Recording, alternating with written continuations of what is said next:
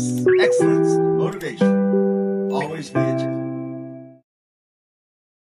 Hello, everybody. Welcome to this week's edition of Great Employees Matter, the podcast that focuses on employees helping. Hello, everybody. Welcome to this week's edition of Great Employees Matter, the podcast that focuses on employees helping. Hello, everybody. Welcome to this week's edition of Great Employees Matter, the podcast.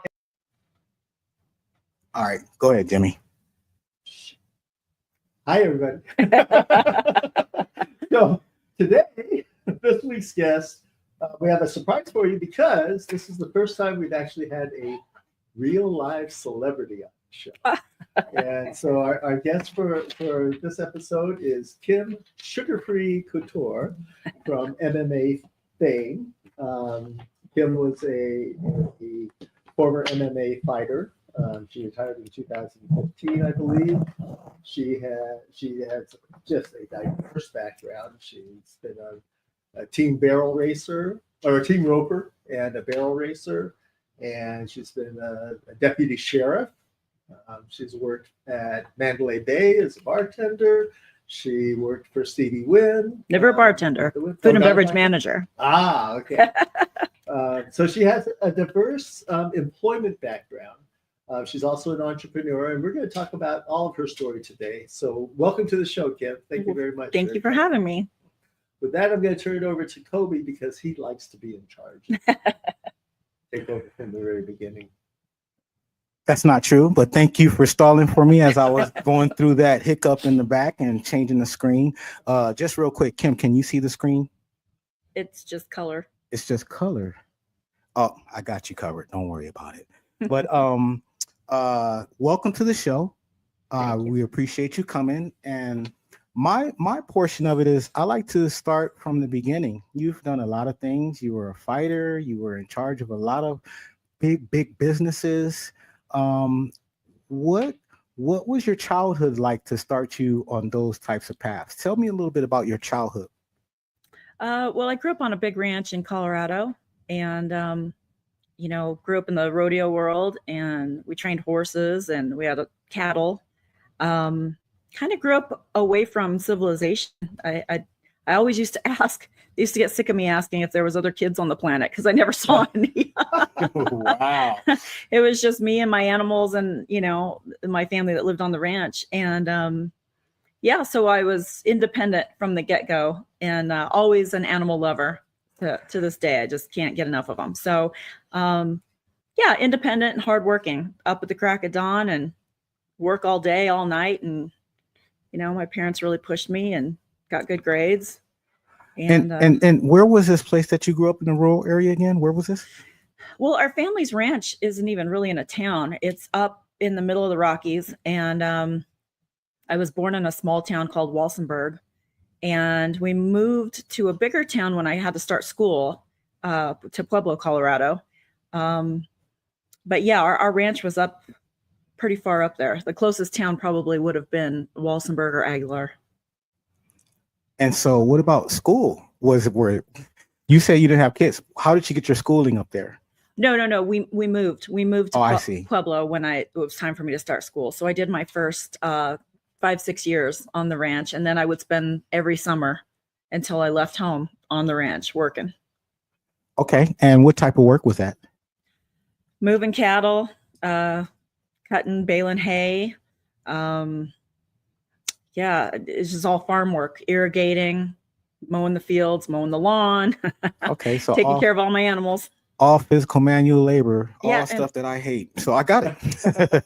So now let me ask you this. What about your schooling? What was your schooling like? Well, when we moved to Pueblo, it was pretty normal, but I was kind of the black sheep. I didn't really understand any slang, or I didn't understand anything that any of the kids were talking about because it was my first interaction with kids. So I was just quiet, and, people always thought there was something wrong with me because I was very independent from a very young age. Just kept to myself as a straight A student. I got perfect attendance. I was little goody two shoes, but my parents really pushed me hard, and my mom's gone really far in her education. She was a teacher and she had her master's degree, and my dad was an agricultural engineer. So they were very hardworking people. So No, I love all of this. Pass it along. Yeah, no, I love all of this. So tell me a little bit about your first job or your first employment. When I turned 16, my dad took me to get a checking account at, before it was Wells Fargo, it was Norwest Bank, and took me down, get my first little checking account, and right away wanted to teach me how to save money, got my savings account open too. And the woman that helped us at the bank was so beautiful. She looked like Snow White, just so elegantly dressed, and her makeup and her hair and her nails, everything was perfect. And I was just mesmerized by her. And the way she talked, I was like, Dad, I think this is the real Snow White. Wow. Like, she's amazing. And I just blurted out. I said, I want to work here. I said, what could I do to possibly work here? And she goes, how old are you again? I said, listen, I'll do anything. And she goes, come with me. And she took me back to meet the president, which was a woman. And I met her and I said, listen, I'll do anything she was beautiful too. I'm like, what is going on in this bank? So I go, I'll do anything to just learn how to be like you and learn banking. And they hired me. They gave me $5 an hour and I was a little gopher for them. Wow, that's awesome. So you just really went in, got your first job, did that thing. Yep. So tell me what ranch life and living, like that in the rodeo, because you've done some pretty amazing things that we're going to get into. How did that shape your mindset in order to be able to start attacking those types of things? Like, when did you get interested in MMA? Oh, that was way years later. Oh, really? So, rodeo life, just farm life, you're up at the crack of dawn and you just work. You don't know any different. My grandparents were hardworking. My parents were hardworking. You don't see them sitting around watching TV. Everybody's working constantly. You have to in order to keep up. So I was always involved in sports. I played volleyball, basketball, track. I was also an artist. And we trained horses. So I was always working with new colts, and we had an arena at our house. So we would rope every day. And I have to get all the colts ridden and get the lawn mowed and get dinner made and do the homework. And, I never had enough time back then, and I still don't have enough hours in the day. Yeah, I think we all fit in that same category, right? So I can ask you questions forever because, I'm very, very investigative like that and want to know everything, but I think I better share and see if anybody else wants to ask some questions. I'll jump in before Lloyd. I'm fascinated by the whole rodeo piece. I love team roping. I love barrel racing. I can't ever figure out how you can get a horse to turn on a dime like that and come around a barrel. But I think what I love most is those little 3 and 4 year old kids riding sheep. Yeah, mutton busting. Is that what it's called? Yeah. Mutton busting. No, so I'm such a city boy. Yeah.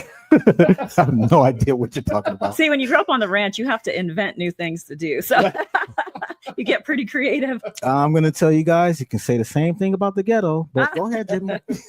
So before I get to asking how and when you came to Vegas, can you share with us how your experience in your youth, both with the rodeo circuit, with being raised on a farm, and being introduced to thought society after you got to school, how that helped shape you to become the person that you are today? Because that's the foundation, right? So if you can share some of that with us.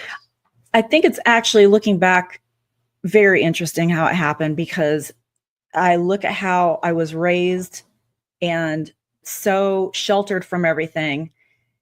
Fast forward to all the things that I've done now, and it's amazing that I caught on to society the way that I did. And you definitely go through hardships for years in that sense. School was hard for me. I was bullied. I was picked on. And back then it wasn't like it is today. I was bullied by my teachers, and I was quiet and it just didn't fit in with anybody else. And, I had my first grade teacher that terrorized me, and she used to want to put me in special ed. And, she would ask me if I was retarded in front of the whole class. And what that did was it got the rest of the kids, it made it okay for the rest of the kids to tease me. And we all rode the same school bus. And then I'd get chased home and bullied and tortured every single day by the kids. They thought it was okay because the teacher would pick on me constantly. I grew up very poor. So I didn't have a lot of school supplies. So I would borrow the teacher on the first day, I'd borrow the teacher's crayons, and I used to like to trace, and then color the inside. Well, she yelled at me for wearing down her brand new crayons and again told me I was retarded and she was going to put me in special ed.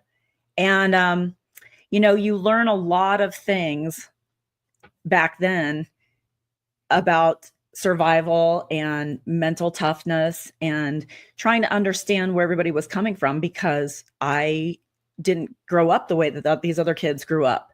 And it was good for me. At the time I hated it, of course. Mm-hmm. Nobody likes that. But it really made me just so tough. I'm really not affected by anything at this point. So learning that early on, and then seeing how strong my parents were. They were very, very smart. My dad was a perfectionist. Like I said, he was an agricultural engineer, and everything he did, even at home, everything had to be perfect. And he talked about just how perfect, you don't do things, half, what. And, we built our arena, we built our corrals, we did our deck, and we did the patio on the front, and we did our own roofing, and everything we did. I was my dad's best friend. I was right there with him the whole way. So I know how to weld. I know how to do everything. He raised me like a boy and just taught me about, doing it the best way possible and redoing it if you made a mistake, because you'll always know it's there. So you better start over. Mm-hmm. And then fast forward to my casino years working for Steve Wynn. He was such a perfectionist too. He was quality over quantity. And I really admired that. So it kind of reinforced some of the stuff that my dad had taught me. Really? That negative, the bullying and growing up in that, it's awful. I mean, it's horrible, but it is character building. It is. It's. I wouldn't change it. Like I said, you hate it at the time, but looking back, it just really gave me a different perspective. Going in, and the people that have met me at different phases of my life.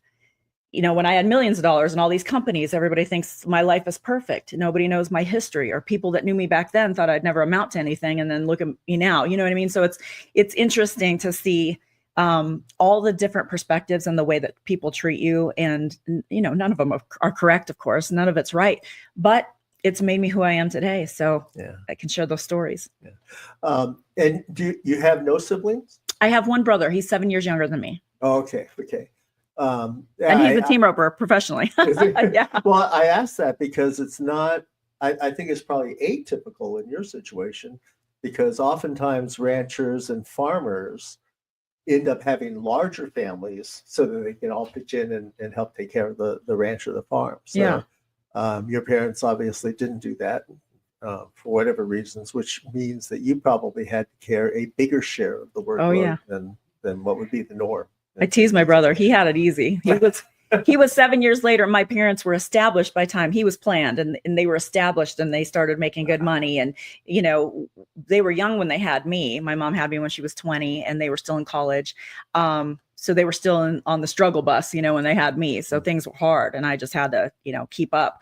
My brother, he was playing Nintendo and got the new little Jordans, and, didn't have to do anything he didn't feel like doing, so we definitely had a different upbringing.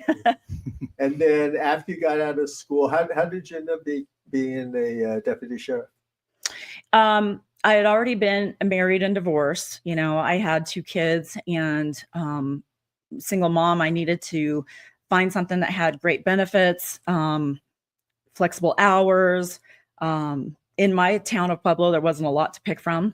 And the sheriff at the time, I believe it was his niece, she played sports with me. And so he's like, we're getting ready to test for the sheriff's department. After you graduate, you should really consider it. I started thinking about, I'm like, hey, I could do that. I'm a tomboy. I can handle myself, So yeah, that was the best option at the time. And what did you learn from that experience that ended up affecting the rest of your work life? Well, that's a whole nother world that people don't realize. They operate on different rules. You know, I worked in the jail for 2 years while I was going through the academy, and then before I went to patrol. And so you got to see those are two different worlds in itself. Because I grew up sheltered, I didn't hang around kids that did drugs. I didn't know there was gangs in my town. I didn't even know anything about drugs or gangs or. Wow. Meanwhile, we lived off of I-25, which is the drug capital highway of the universe. You know, it goes from Mexico all the way up to Canada. So yeah, it was a big gang and a big drug town that I had no idea that even existed. Wow. Yeah. So there's two extreme sides to my life. And it's like, at that point in time, I think they collided, you know, and it was like, oh my gosh, this world's a bigger place than I thought it was. Yeah. So it had to be eye-opening and shocking. Yes. Right. Since you hadn't been exposed to it before. If there was something that you learned either in the academy or on the street as you were patrolling, what would that be that helped you survive in Las Vegas? You know, I'm very street smart now, but I never let even law enforcement, I never let the bullies, I never let anything change me. God's always been number one in my heart. And I grew up with strong grandparents that really enforced that. And like I said, growing up very independent, I was always confident, no matter how much I got beat down. It never fazed me. It's like water off a duck's back. So I like to sit back and observe everything and just take it in and process it myself. And I think the way that I've learned how to process things is very, very positive. And coming to this town, I guess a little bit of the naivety when I first got here is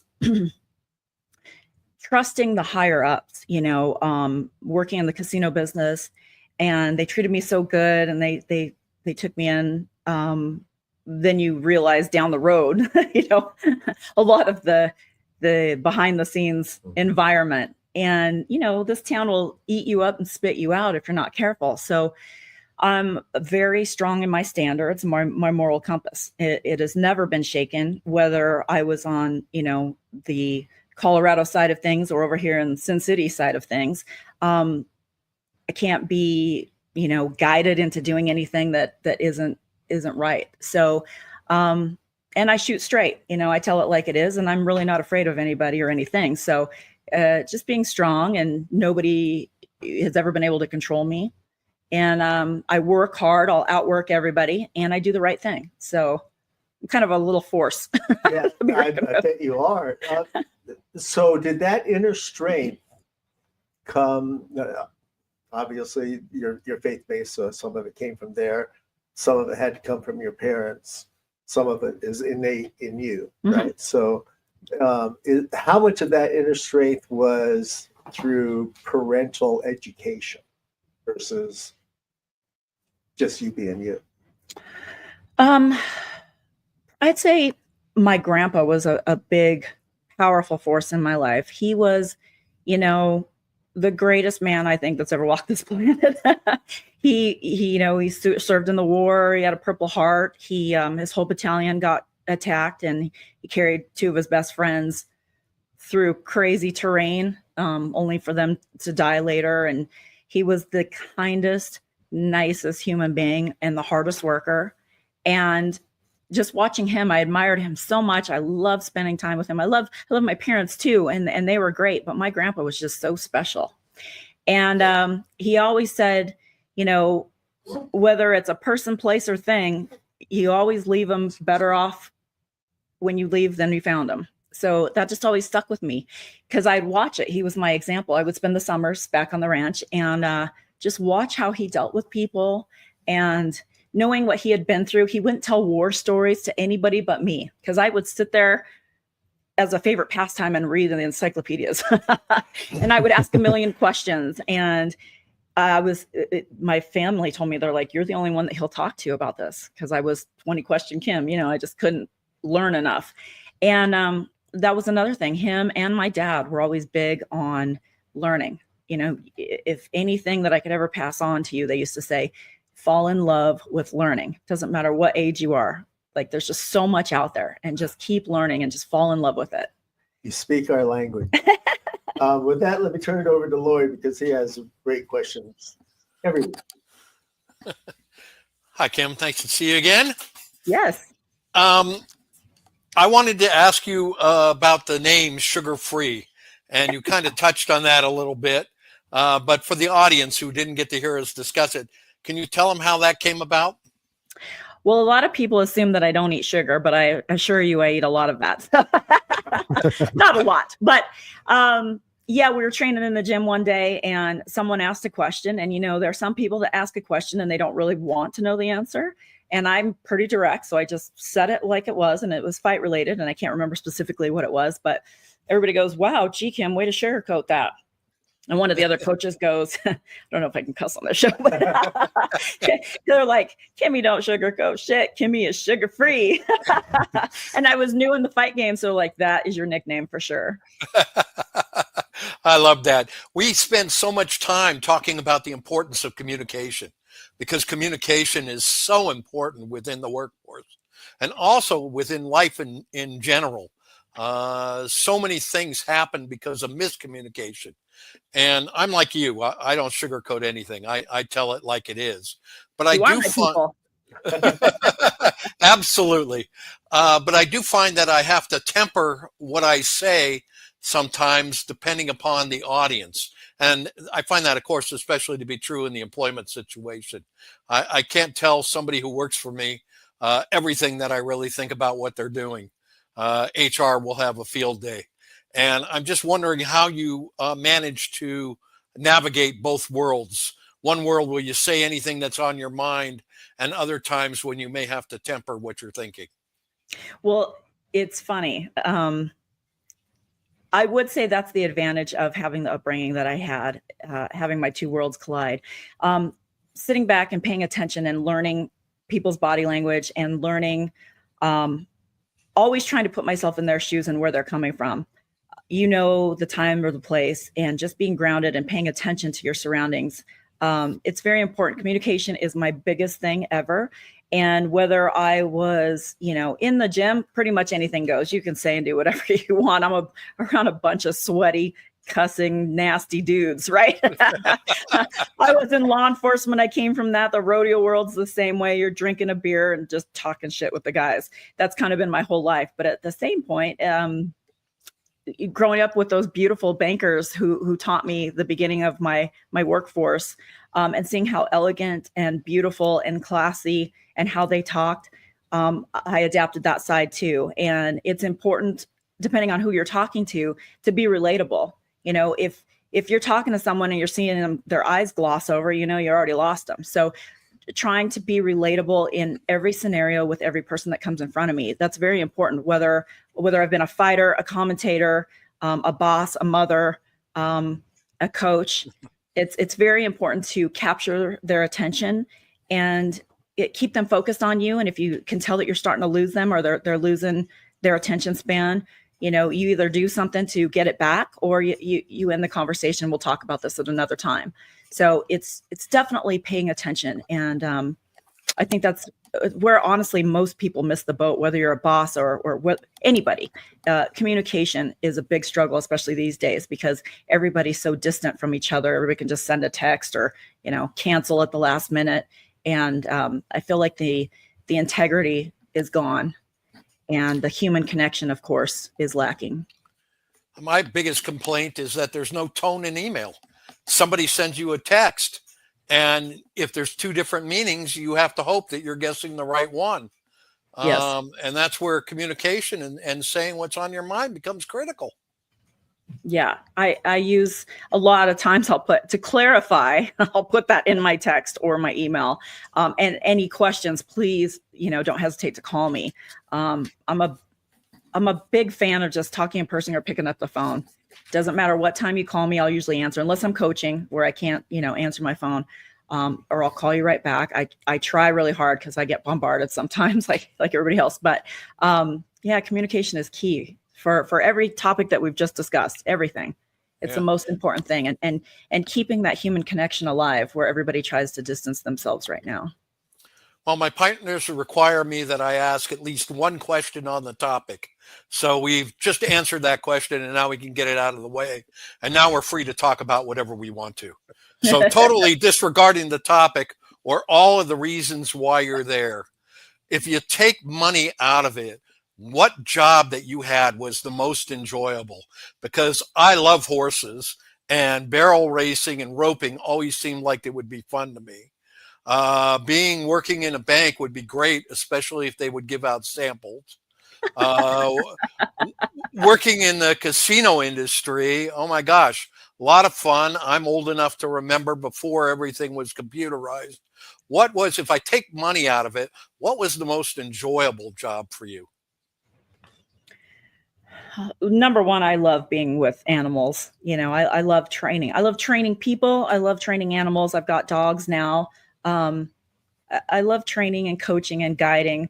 I loved when my kids were still with me when they were young. I loved teaching them everything. I would take them in the kitchen and, teach them how to cook. Both of my kids are chefs now, not legitimately chefs. They're both in the medical field. But if they cook for me, I'm looking at it like my food always tastes amazing, but theirs has the presentation and it looks beautiful too.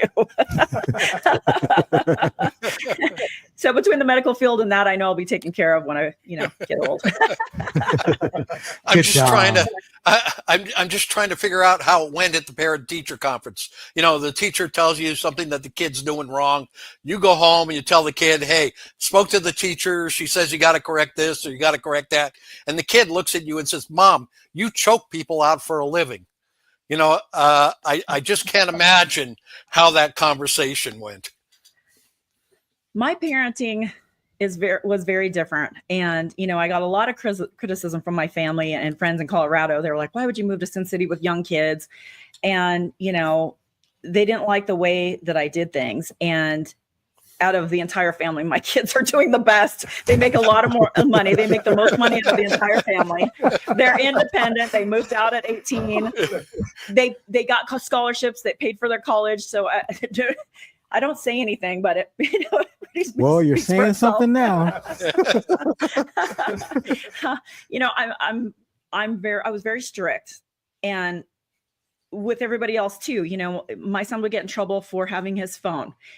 He'd get chewed out when he got home, but at the same point, he would get, I don't want to say bullied, but he would get in arguments with his history teacher because I didn't agree with what the teacher was teaching. And the history teacher wanted me to come in for a parent teacher conference. I'm like, I don't think you want me in there. And I laid it out for him. I'm like, you're wrong. You're wrong. You're changing the history and the way that you're teaching. This isn't the way that children need to learn.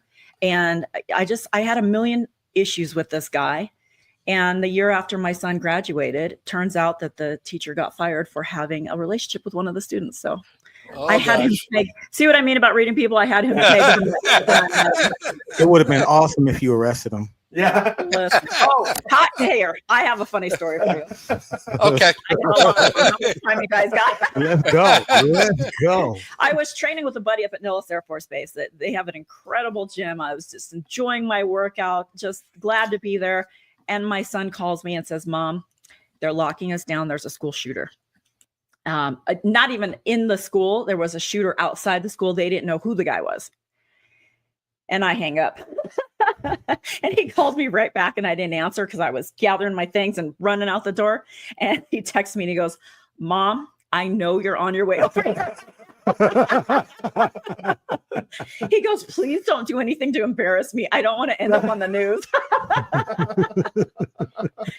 And he was right. I lived in, I think, Southern Highlands at the time, and I was up at Nellis Air Force Base, and he was up at Palo Verde in Summerlin. So I think I did that whole thing. Well, back then we didn't have the traffic we have now. I think I did that whole thing in a half an hour. I was up at that school. Wow, that's awesome. Wow, that really is. FAFO, you know that. With that being said. Oh yeah. I'm happy to keep going, or Kobe, I can throw it back to you if you've got a couple of things you want to ask. I actually do have a couple of things that I do want to ask Miss Kim. Yes. You've had an incredible journey. I mean, rodeo. We haven't even dived into your MMA. I want to dive into that too. But thinking about all of the stuff that you've done, and was there a moment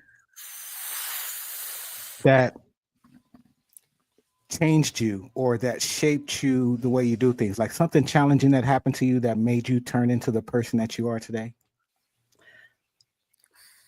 I would have to say going through my divorce with my ex-husband, Randy, we're still great friends to this day, but there was, several years there where it wasn't.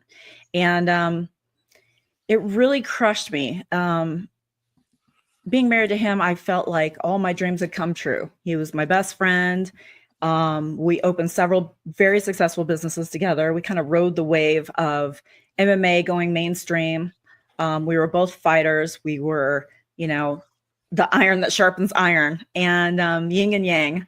And I never saw that coming. So it destroyed me. I would say for a good 5 years, I wouldn't leave my house, and I was still fighting. I was taking fights, and I don't even remember being there. I was definitely in the worst case depression that you could possibly have, and trying to figure out what just happened, because we had an amazing 6 years, and everything was great. We got along great. We never fought. We were just, I thought, the perfect couple. So that really hit me hard. And because we were in the public eye and we were so big in MMA at the time, everybody wanted to cover the story.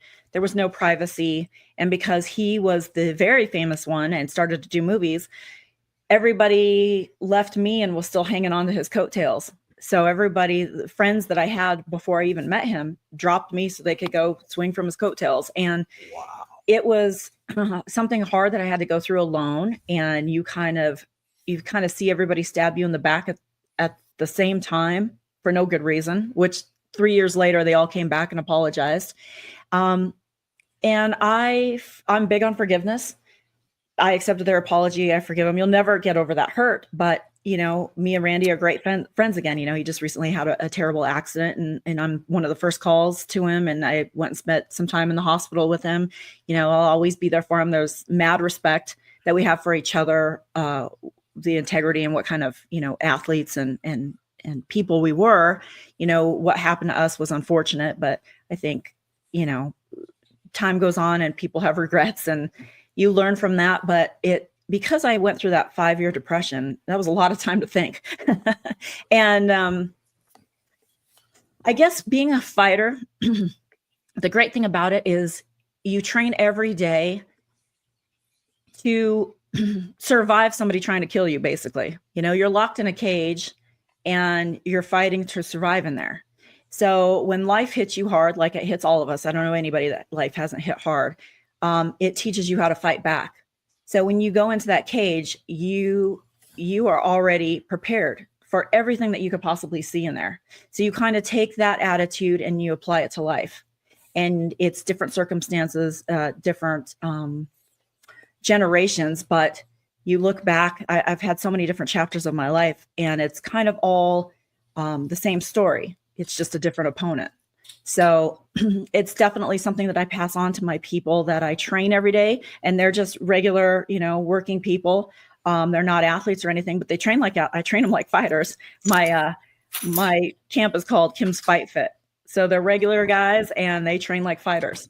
And a lot of that is the mentality that I teach them. We're going to save that for shameless self plugs. But I got one more question.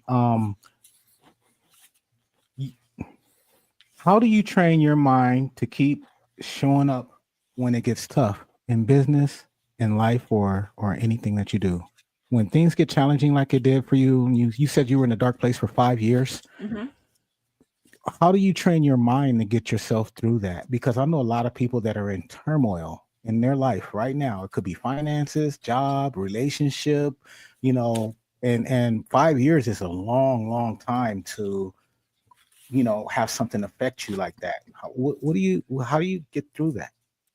I think that 5 dark years, my mind was still strong. It was my heart that was shattered. And I think when you feel like you found somebody that answered all your prayers and then they disappoint you on the way that happened, it's that much harder when it's in the public eye. It was a lonely, humiliating, ordeal. People were very invasive and intrusive into your life when you just want to be left alone. And I went through a period of time where you can't trust anybody because everybody had an ulterior motive. And the people that I thought were my closest friends, like my buddies that I had before I even met Randy, were gone. They were his friends now. So just feeling that devastation on so many levels, and losing your marriage, losing your businesses, your gym, your coaches, your training partners. I lost everything. And I worked so hard for it. And I just walked away. In court, I just signed off on everything. I just walked away. I wasn't going to fight. I wasn't going to fight for my half or anything. I just bounced, and spent those 5 years thinking logically through everything and trying to understand that. And I think, my relationship with God and my faith just kept me positive, even though I was in that dark place. It was like my brain had to help my heart heal, and still not hold bitterness, understanding that people that go through tragic events or devastation like that, they get stuck in quicksand and they hold on to it, and they don't even reach out their hand for somebody to pull them out. They stay in that quicksand for years. And so it was me getting myself out of the quicksand and putting myself back together. I didn't have any help from anybody else, and nor could anybody help me. I don't see how anybody else could have done anything. It was my relationship with God that got even stronger at that time. And like I said, I was still fighting. I was still functioning. I would have to eat. I would have to go to practice, and then I'd cry all the way home. Wow.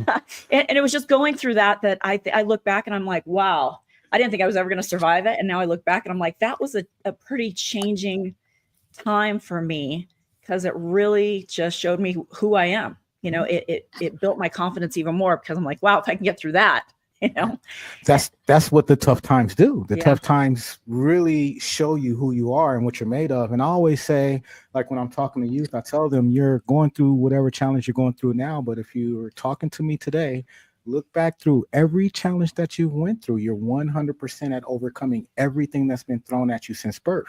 But we don't never stand on that, right? So toughness and compassion, can they coexist in leadership? Yeah. And people turn to God when they have nothing. And I'm one of those people since I was little that goes out and sits quietly and listens to the birds and talks to God daily, just like, what's up? What you doing, God? Like, what you working on today? I'm just chilling with God every day. And I guess it was from growing up alone. And so strengthening my faith meant understanding that I had to learn forgiveness, because I was so angry and I was so mad at all the people that disappointed me, all that hurt, all that unnecessary pain, the lack of loyalty, rumorville. Neither one of us ever spoke bad about each other. He didn't, I didn't. So when there's no answers, people fill in the blanks themselves, and you're in the public eye. So everything on the internet was just stories and craziness. And I'm like, wow, here I came from no civilization, growing up poor in the middle of the mountains, to this, and I just kind of, I've had so many chapters here. It's been a lot to work through. I guess I take my time and think logically. And it's like, what would Jesus do? How would he want me to handle this? And, forgiving all those people, accepting their apologies, and treating them with kindness and fairness. Even now, when I run into them, I'm just the same old me that they knew before all that happened.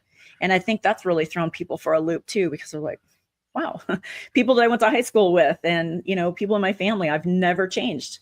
But it's a lot of work. It's a lot of private, personal, in the dark work on yourself. It's called that shadow work, and working through your problems and then having a positive solution. You have no idea the power of your words today. They're very impactful, and I'm sure I can speak for the group. We appreciate you, Jimmy. Well, I'm not crying. Almost. I can hear you over there. I can hear you over there sniffling, when bro. you started talking about your grandfather, your tribute to your grandfather brought tears to my eyes. I'm trying to choke them back too. And then today happens to be the 3rd year anniversary of when my dad died. So, if I've sounded a little choked up telling these great stories, Okay. Well, Yeah, on a lighter note, then, given that you, Randy, and others arguably helped build the MMA, did Dana White share any of the 400 million that you really sold with you? Darn it, I didn't make that list. Dana, that's wrong. Dana's been a good friend to me too. He was one of the people that reached out to me after the divorce and checked on me. Okay. He had heard through the grapevine that I walked away and didn't take anything. And he was like, "Are you crazy?"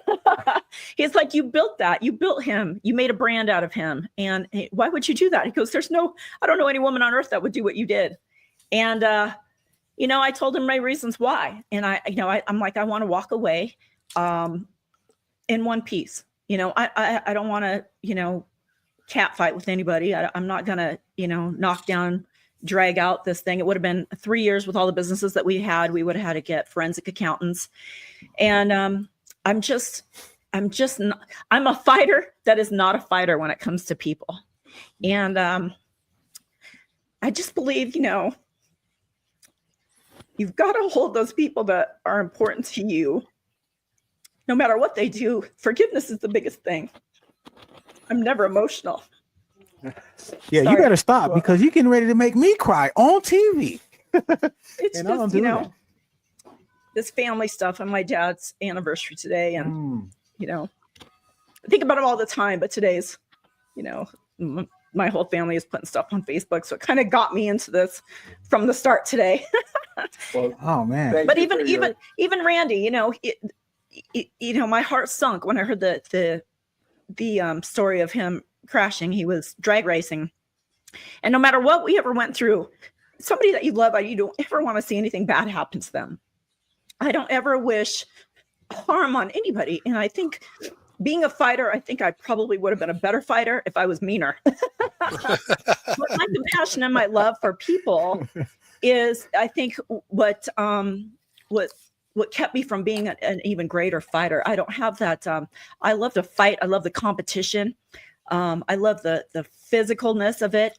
And I'm tough as nails, but you have to have that extra little bit of just raw viciousness. And I think I was missing that.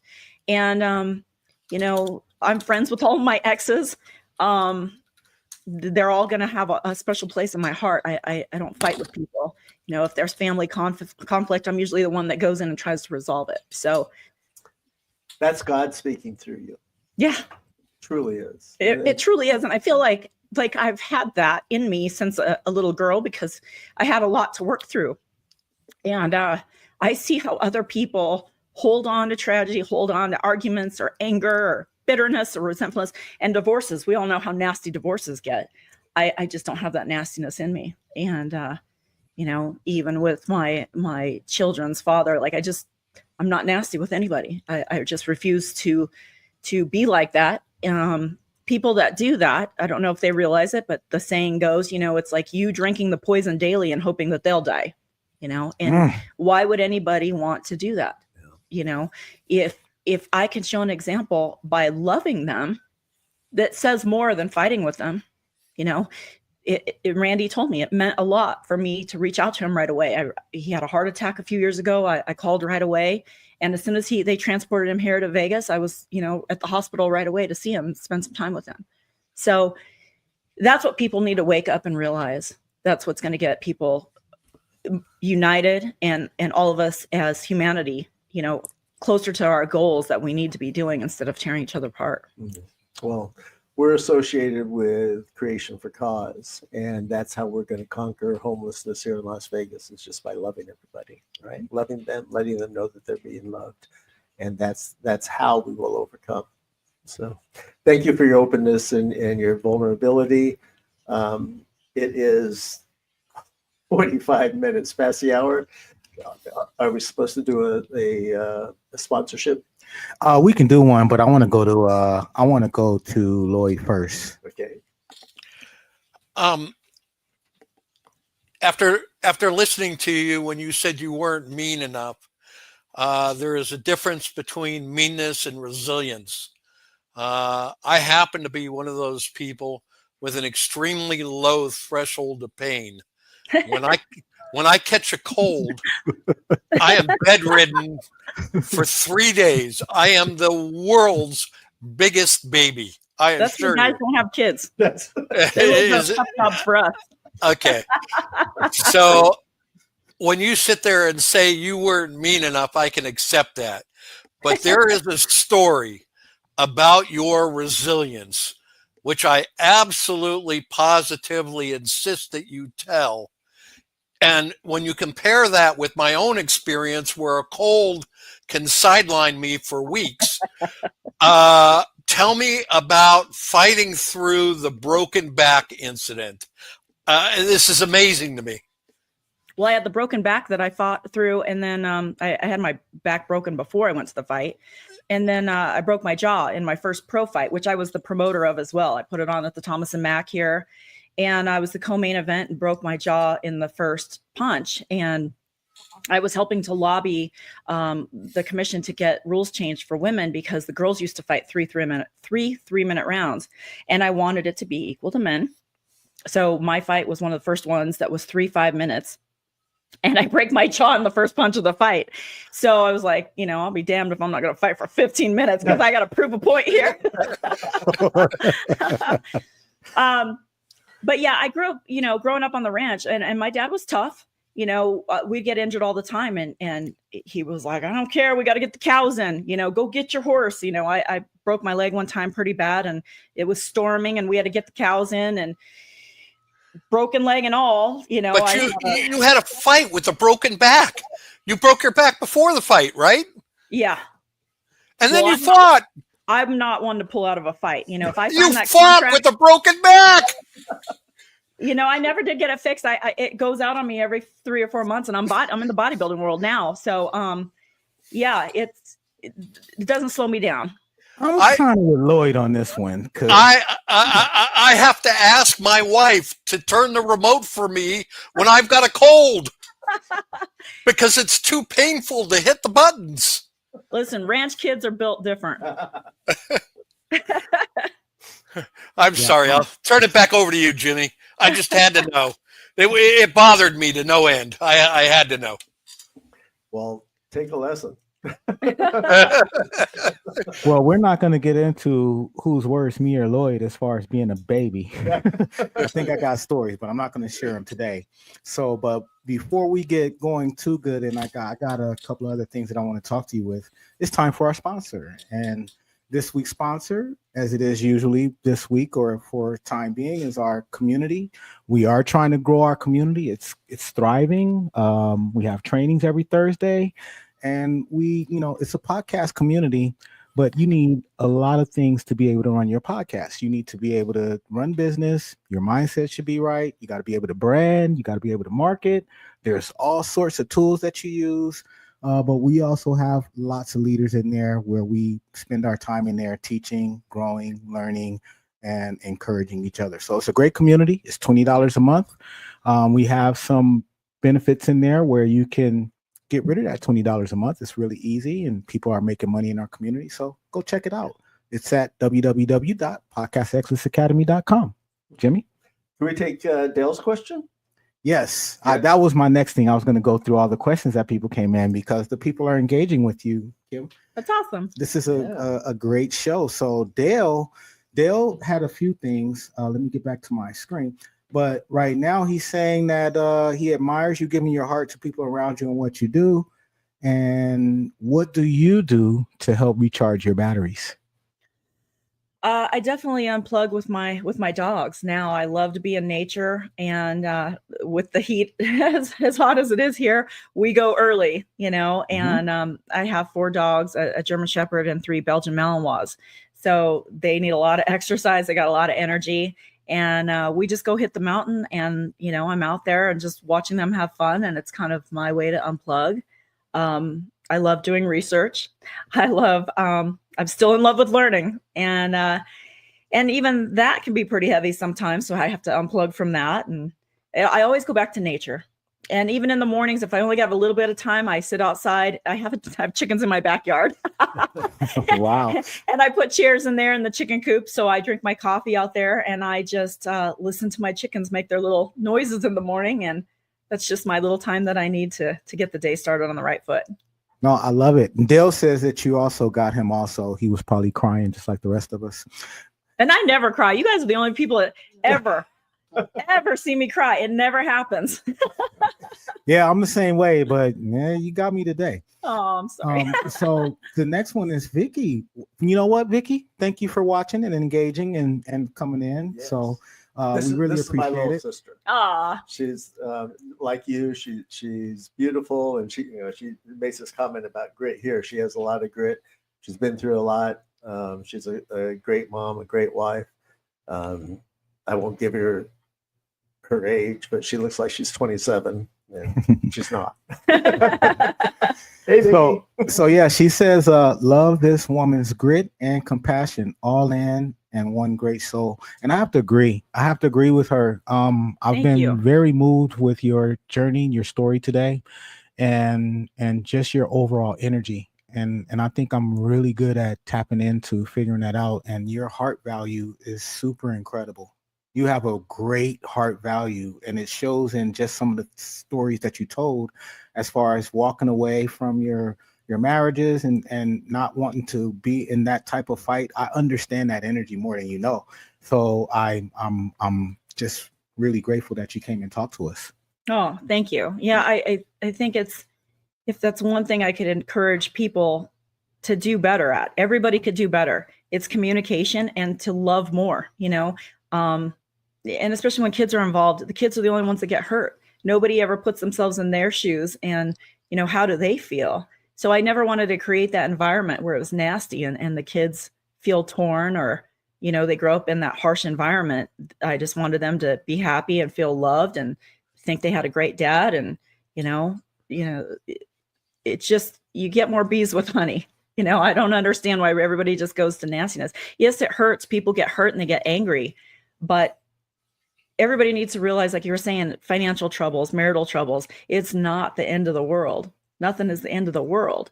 The good thing relating to fighting, like jujitsu, there's always a way out. You get in these predicaments, and that teaches you as well. There's always an answer. There's always a way out. It's kinetic chess. So it's like, do you know one more move than they do? If it comes down to it's back and forth, do you know one more move that's going to get you out of that situation than they do? So you gotta be smart. Yeah, you have told us a lot about your life and how you've gotten here. I also know you to be a visionary, and you're an entrepreneur. So what recommendation do you have to others in the audience that would like to flip from being an employee to going out and doing something on their own and being an entrepreneur? I would say having self-confidence and not being afraid of anything. That's one thing. My whole life, I've never had any fear. I don't know if it's being a ranch kid, grew up in the mountains. Like I fear nothing. Sharks, maybe, But why couldn't you do it? People doubt, and right away that doubt seeps in, and that little tiny voice is telling you can't. Well, what about this? What about that? What about, there's going to be a lot of what abouts. I started these businesses, and when I was with Randy, and I was like, I'm gonna do a clothing line. Our last name's Couture. We got to do it. And he's like, what do you know about a clothing line? You don't know anything about clothing. I'm not even a fashionista. I don't even care what I'm wearing. And I go, I don't know, but I'm going to figure it out. You got the last name Couture. Let's do it. Again, it was at the beginning of MMA going mainstream. I'm like, we got to do a clothing line for athletes, for fighters, And it started there and moved into a suit line. And, eventually we're in 11 major retailers. So you just tackle something you're passionate about. I have always said, if I come up with an idea and it actually gives me goosebumps every time I talk about it, I know I'm onto something. Mm-hmm. You got to follow the goosebumps, right? And if you don't get goosebumps, then you need to start finding things that's going to give you them, because I can always tell I have a great idea when I get goosebumps. And it's like, it's that little spark inside you that's pushing you to just jump off the cliff. Just do it. You're going to fly. Yeah. There's a lot of things that failed. There's a lot of things that went wrong, and there's quick fixes. I don't sit there and go, well, what if this happens? And what if that happens? I'll fix it. You learn how to adapt and how to fix things. You know, I'm a ranch kid. You just are always fixing things. So, yeah, no fear. And they say if you chase something that you're passionate about, you'll never work a day in your life. And that was the fitness industry for me to this day. I love training and coaching people. I love the gym atmosphere. I love being in it myself because my athletes now push me, you know, and so I'll find myself, you know, falling behind or getting too busy, and then they start pushing me. So it's a good environment. It's positive, and you're helping people's lives. Kobe? Yeah, no, I'm going to go back and thank a lot of the people that came into the comments, our usual regulars, Bonafide. Thanks, Vicky, Dale. We love you guys, and thanks for coming in. I'm going to do just a quick, make sure you're liking, sharing, subscribing. If you have any questions or if you have any guest ideas or any show ideas, communicate with us, engage with us, help us grow. We love bringing you people just like this. She's incredible. And I guarantee you that she's helped a lot of people in our network. She has. And Kim, I know you're not into the shameless self-promotion piece, but you are a fitness instructor. You do still run your gym. Is there anything that you'd like to say or share with the audience as far as fitness or being a bikini fitness person or anything like that? Well, I'm still at Extreme Couture. I went back last year, and we no longer run it. Randy gave it to his son, Ryan. So Ryan and his wife are doing a great job running the gym now. And I'm just there for an hour a day. I teach a group bodybuilding class from 5 p.m. to 6 p.m. and anybody's welcome to come check it out. And then I do privates whenever people book them. I can be available anytime. Yeah, I teach early in the morning. I have a couple of private clients that I go to their house and train them. And then I work from home. But if you want to follow the gym life, it's on Instagram at Kim's Fight Fit, and I spell it KIMZ Fight Fit. And I've just never been a big self-promoter. I love promoting the gym. I love promoting Randy and all of our fighters. I just never really pushed myself to be out there. I guess I'm still a little bashful in that sense. I like building other people up. But yeah, anybody's available to reach out, stop by the gym, check it out. I still teach MMA stuff too. I have some boys that are hockey players that I'm teaching MMA to. So we have fun there. Yeah, and you might have another one. One of our regulars, Mr. Mo Johnson, Studio Talk. He says he needs to get in the gym. LOL. Yes, you do. Yeah. And he said this was an amazing episode from clothing to athletic. He also has his clothing line. So, thank you. That's awesome. Great. Lloyd, any parting words? Yeah, as I am apt to do in completely disregarding the entire conversation, I have unilaterally decided to change Kim's name from Sugar Free to Common Sense. Common Sense, Kim? I don't understand why they call it common sense when it is one of the least common things on the planet. For some reason, there doesn't seem to be a lot of it. But it doesn't matter whether you know anything about the subjects you were talking about or you didn't know a thing. Listening to you describe the things that you've not only experienced, but the lessons learned and the advice, it's the most common sense we've heard in a long time. And like the audience and like my partners, I salute you, and I welcome the opportunity to meet you in person at some time and get to know you better. Likewise. Thank you for coming on the show. Awesome. And with that, you inspired a lot of our audience, and we really appreciate that. And thank you. And hopefully we can have you back on the show again sometime in the future to kind of catch back up. We like to do that. You better come back. I have a whole list of questions. Oh, we got to do part two. Part two. Absolutely. To be continued. And as far as names, if Kim Possible wasn't already taken, then that would be a really good name for you. So anyway, thank you so much for being on our show, for coming out on relatively short notice. We thank you for that. And you are absolutely everything that we hoped and expected that you were going to be. Oh, So I appreciate that. Thank you. very, very much. And with that, thank you guys for joining us. This is Great Employees Matter, greatness, excellence, and motivation. So make sure you check us out every Tuesday. Go check out some of the previous videos, and we'll see you next week. Remember Always to like and be share. a jam.